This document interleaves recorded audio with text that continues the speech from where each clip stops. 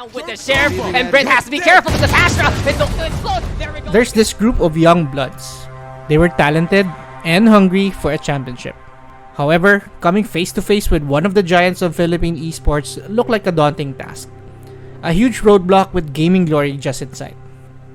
This is Carlo from Game High, and here's the story of how Hashira triumphed over Bren Esports. As always, for more content like this, don't forget to leave a like, click on the subscribe button, and the notification bell to get the latest Game High videos. The stage was set for the Valorant Champions Tour of 2021. Hashira's roster at the time was composed of Francis Rabbit Bunag, Jeremy Cabrera, Splash Hatred Macarambon, Aaron 2766 Orlando, Jigs Envy Reyes, and Mark Amix de la Cruz, with local esports caster Gianfranco Ilustrado Bernardino as their coach. First, they routed Galaxy Racer in the quarterfinals in a close series that went full 3 maps, with scorelines of 13-5 on Bime, 11-13 on Haven, and 13-9 on Split. Then, they beat Visayan Pride 60-45 Pirates in the semifinals in a decisive manner, 13-2 on Ascent and 13-11 on Icebox.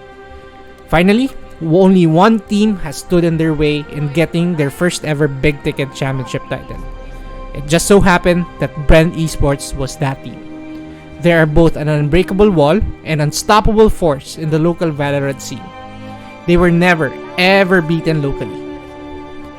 At the time, Bren's roster was composed of Jesse Christie, Jesse Vash Cuico, JV Dubstep Pagurigan, Jim Borcum Timbreza, Kevin Dispenser Te, Marvin Anthony Hum Roque, and Gilbert Gibo Salas Jr., who serve as their coach/manager.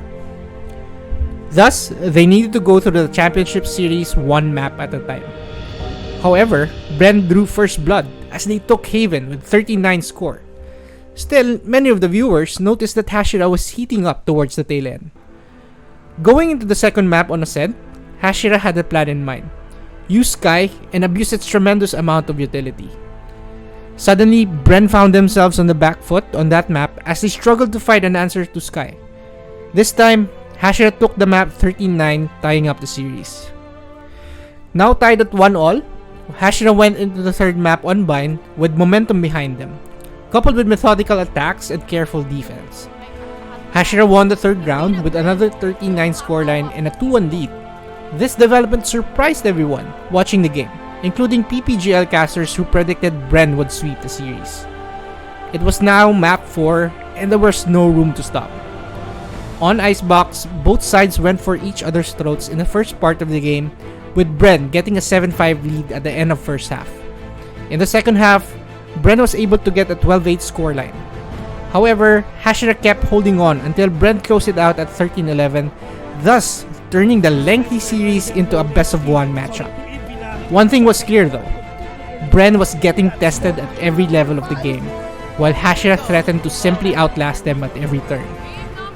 Finally, going into Split, both teams fought against each other in a do-or-die map that would determine the winner of the grand finals of the local Valorant Challenger tournament. Bren took the first half, 7-5.